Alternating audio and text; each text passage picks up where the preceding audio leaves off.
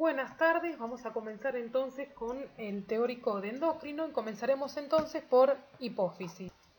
Bueno, ustedes saben que anatómicamente la hipófisis está conformada por dos lóbulos, el lóbulo anterior o adenohipófisis y el lóbulo posterior o neurohipófisis. Pesa 0,5 gramos y mide 1 centímetro en su diámetro mayor, pudiendo agrandarse durante el embarazo. Cumple un rol crítico en la regulación de la mayoría de las otras glándulas endócrinas. Ustedes recuerden que muchas de las hormonas se secretan a este nivel. Y sabemos entonces, como mencionamos, que está conformada por un lóbulo anterior o adenohipófisis, que da cuenta del 80% de la glándula y está derivada de la bolsa de Rathke, y la neurohipófisis o lóbulo posterior. Acá en la microfotografía vemos entonces la adenohipófisis y la neurohipófisis. Fíjense la adenohipófisis, la gran variedad celular de células por la que está formada.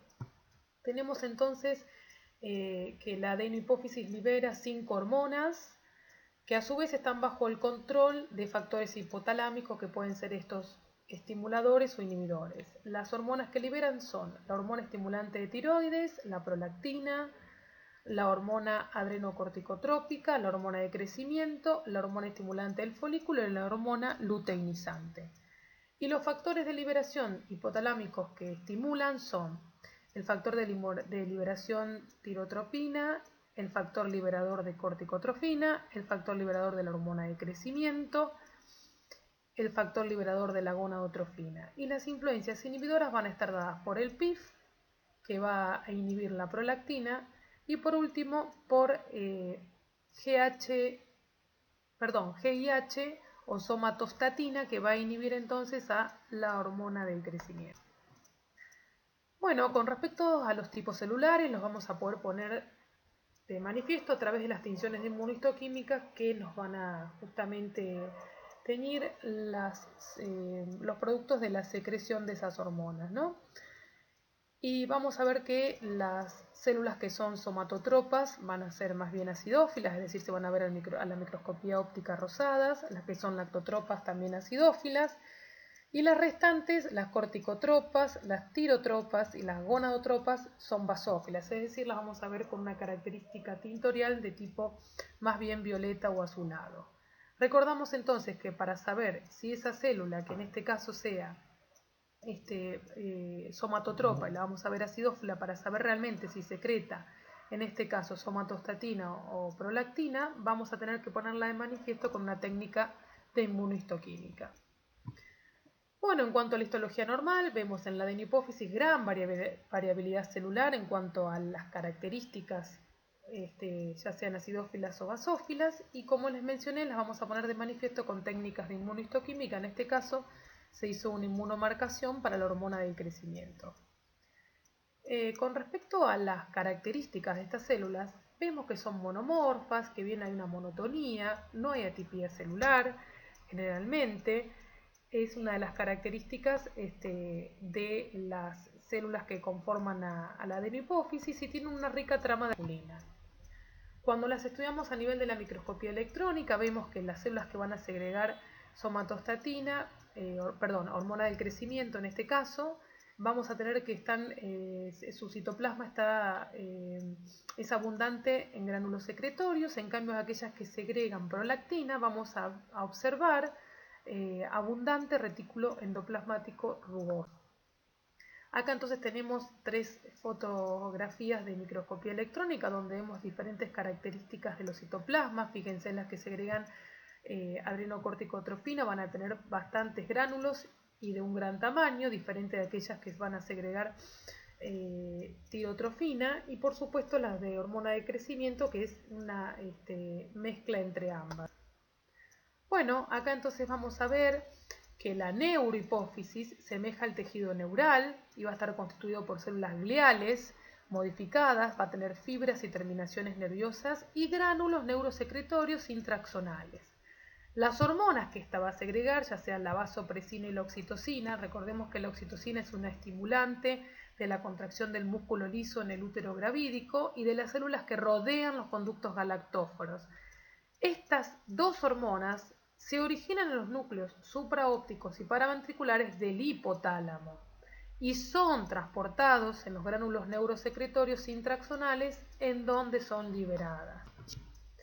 Bueno, como patología de la hipófisis vamos a mencionar como las benignas los adenomas de la hipófisis o adenomas pituitarios, que van a ser la patología más frecuente. Después vamos a mencionar los craneofaningiomas, vamos a mencionar dentro de las malignas al carcinoma pituitario, que es muy poco frecuente, no neoplásicas a la hiperplasia y las lesiones inflamatorias, los quistes, como por ejemplo los quistes de la bolsa de Rathke. Vamos a comenzar entonces con este que es el quiste de la bolsa de Rathke. Fíjense entonces cómo se ve a nivel de la imagen dentro de la glándula de la hipófisis, una lesión que es unilocular y las células van a estar característicamente formadas por células ya sean cilíndricas o más bien cúbicas, con esto que observamos acá, que son las cilias, que van a estar revestiendo esta hendidura. Por supuesto que el quiste por lo general se colapsa en el momento de la cirugía y ese revestimiento se va entonces a encontrar adherido al hipofisario. En el caso entonces de las inflamaciones vamos a tener una hipofisitis. Fíjense, una hipofisitis linfocitaria en donde hay una desorganización de la arquitectura a expensa de este infiltrado rico en linfocitos y plasmocitos. Por supuesto, en este caso sería una infección por elementos inflamatorios de tipo crónico. Fíjense, una hipofisitis xantomatosa, acá las características de celular son distintas, son células más bien espumosas, de citoplasmas amplios, que son histiocitos sesos. Bueno, con respecto entonces vamos a ver cuando hablamos de los tumores de la hipófisis y mencionar un poquito cuáles son los genes que intervienen. Vamos a mencionar en aquellos donde hay ganancia de función, por ejemplo, interviene el de la ciclina D1, que ustedes saben que es una proteína reguladora del ciclo celular, donde se produce una sobreexpresión y como consecuencia vamos a tener adenomas agresivos.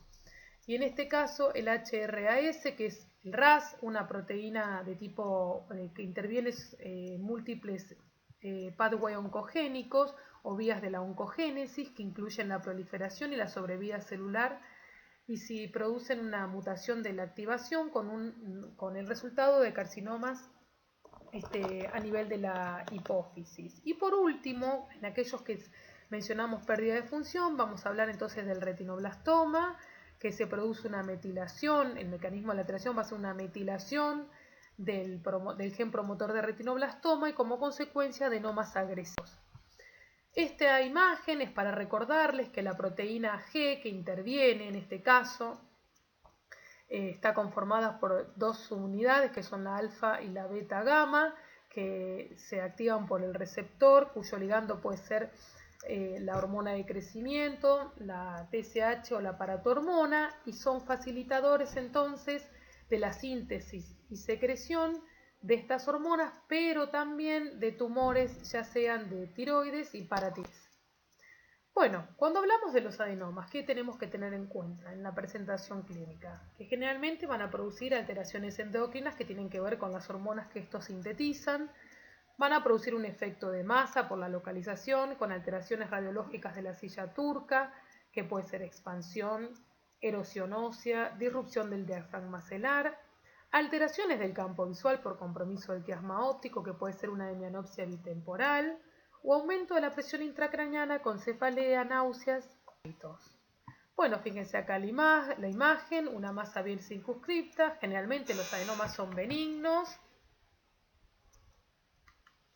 Bueno, entonces como veíamos, una masa bien circunscripta, en general benigna, ubicada en la región celular y que produce patología por defecto de masa. Como habíamos dicho, problemas visuales por compresión de quiasma óptico, biocefaleas o por producción de la hormona, ya sea prolactina, hormona de crecimiento o adrenocorticoide. Bueno, acá vemos un aspecto macroscópico de un adenoma hipofisario con extensión supracelular a través del diafragma de la silla turca. Bueno, con respecto entonces a los adenomas, en forma general sabemos que el 10% de todos los tumores endocranianos corresponden solo al 10%, la edad de mayor incidencia es alrededor de los 30 a 50 años, son microadenomas cuando son menores de 1 centímetro, si se encuentran entre 1 a 5% de los adultos y raramente tienen una secreción hormonal importante.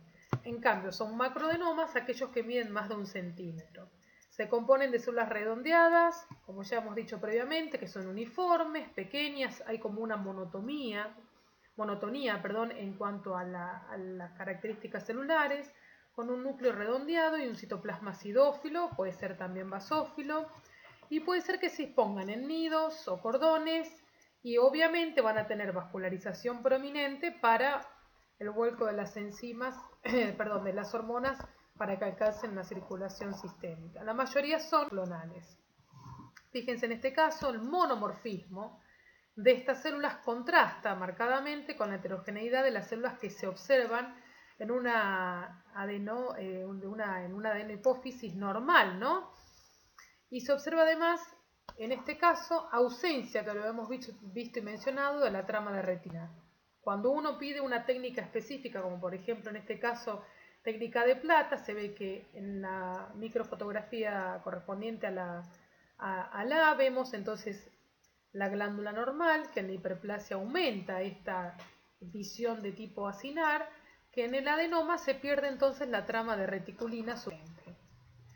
Bueno, entonces acá un poquito para recordar la clasificación y ver el síndrome asociado. Si aquel adenoma de hipófisis produce prolactina, vamos a tener como sintomatología una galactorrea y una amenorrea en las mujeres, y en esas que son obviamente fértiles puede haber disfunción sexual, infertilidad, pérdida de la libido.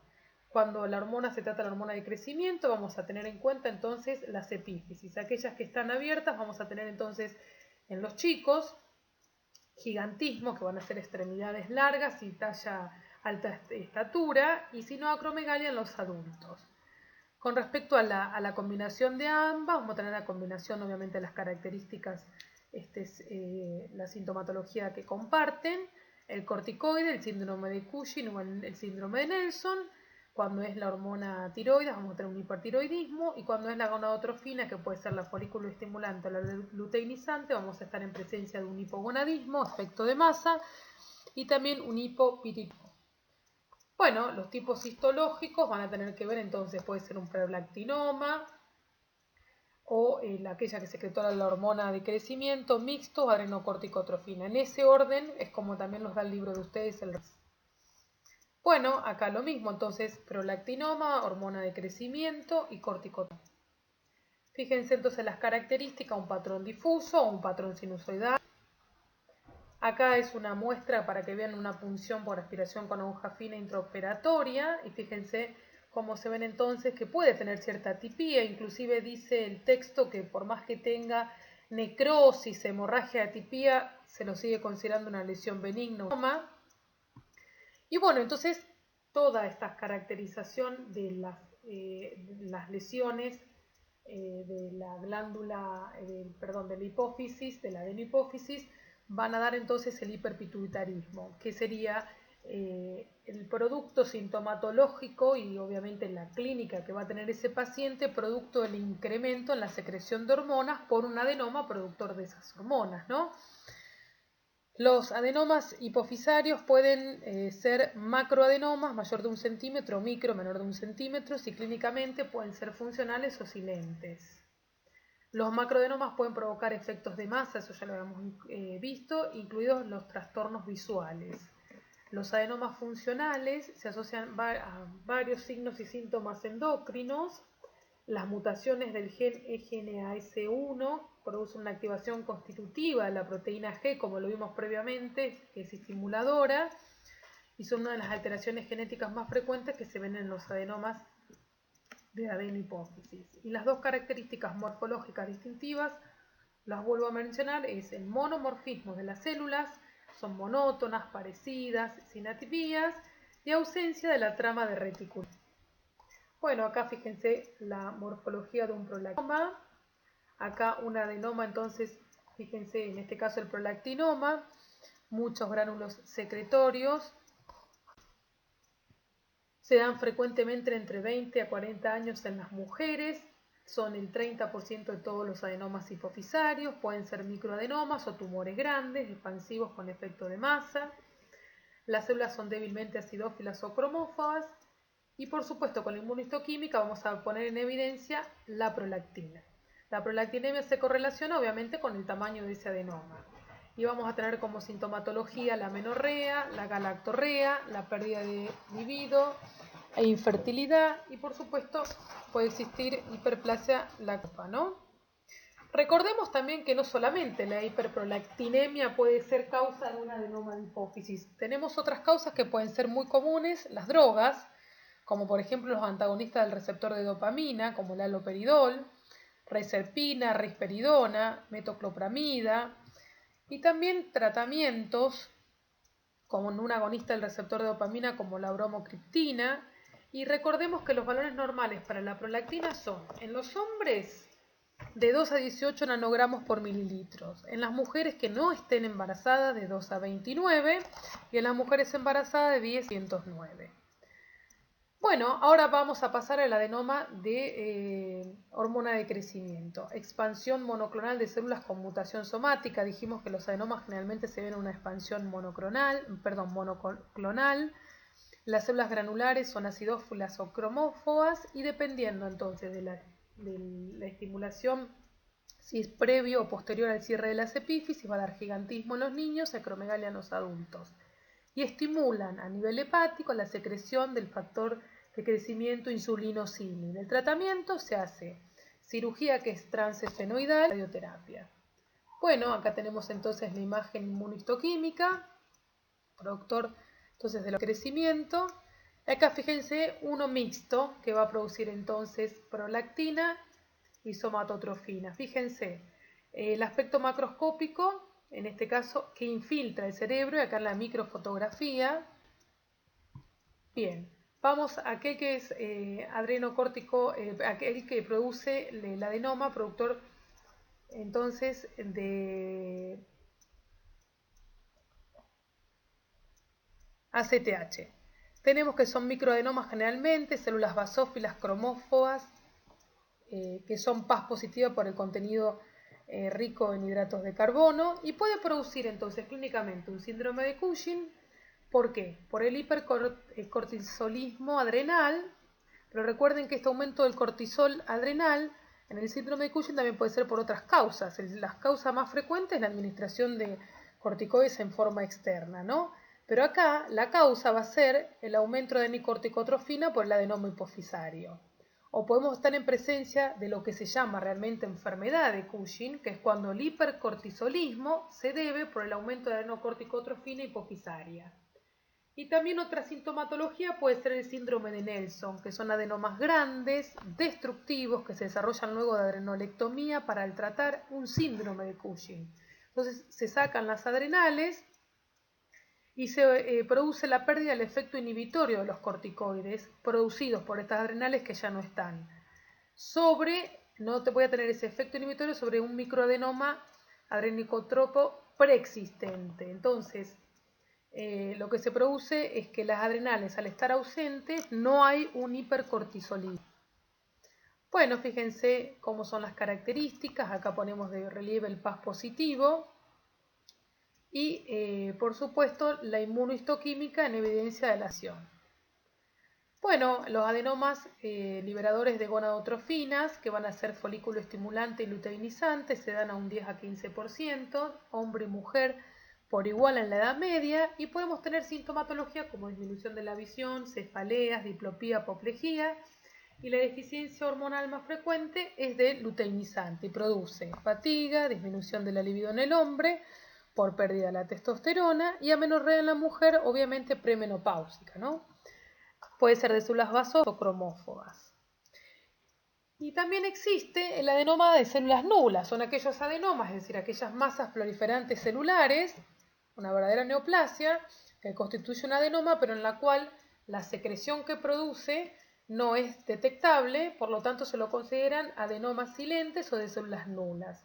Son tumores no funcionales, 20% de todos los adenomas hipofisarios, es un porcentaje importante.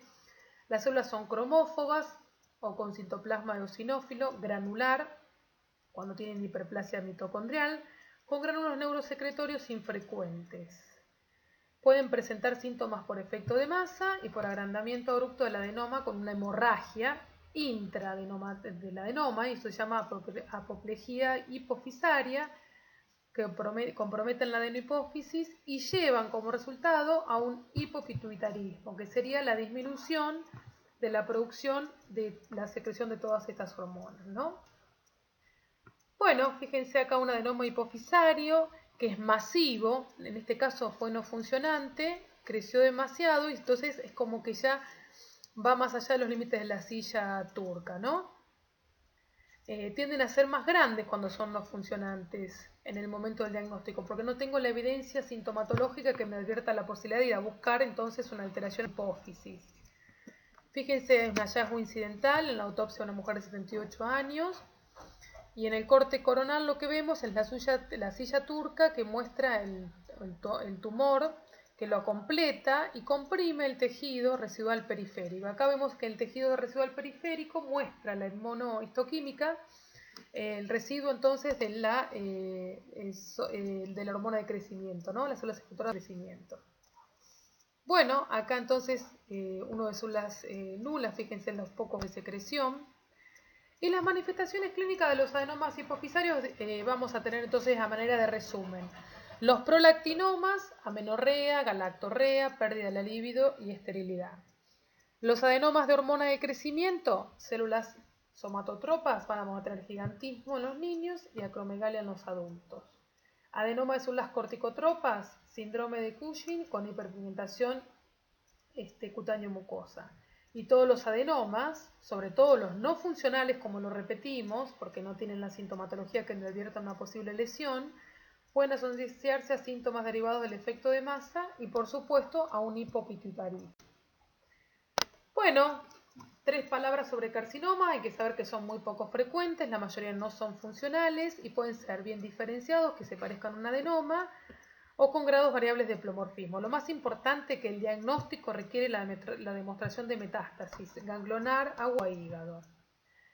Y bueno, como el hipopituitarismo, tenemos entonces las causas, disminución de la secreción de hormonas hipofisarias que puede ser de origen ya sea hipotalámico o hipofisario. Afectación se necesita para en presencia de un hipopituitarismo de por lo menos el 75% de la adenohipófisis. Puede ser debido a tumores u otras lesiones por efectos de masa, a cirugía o radioterapia de hipófisis, a quistes de la hendidura de Rathke, a apoplejía hipofisaria, a necrosis isquémica, que es el síndrome de Sheehan, que se da en el estado puerperal, síndrome de la silla turca vacía, tumores como el craneofaringioma o metástasis de un tumor de mama o de pulmón, y a infecciones como sarcoidosis, meningitis, tuberculosis. Bueno, fíjense, la apoplejía hipofisaria es una gran lesión, una extensa lesión hemorrágica. Entonces esto me va a dar, por supuesto, esto en un hombre de 76 años, con un adenoma de células nulas. Por lo tanto, vamos a estar en presencia de esta hemorragia intratumoral y necrosis de un hipopituitarismo. Acá en el síndrome de Sheehan, fíjense, crece demasiado, no alcanza a nutrir la circulación y se produce una necrosis de tipo coagulativa. Bueno, en las imágenes coronal, en el lado de la izquierda y sagital a la derecha, fíjense, sin contraste que meses más tarde se produce una disminución marcada en el tamaño de la glándula adrenal.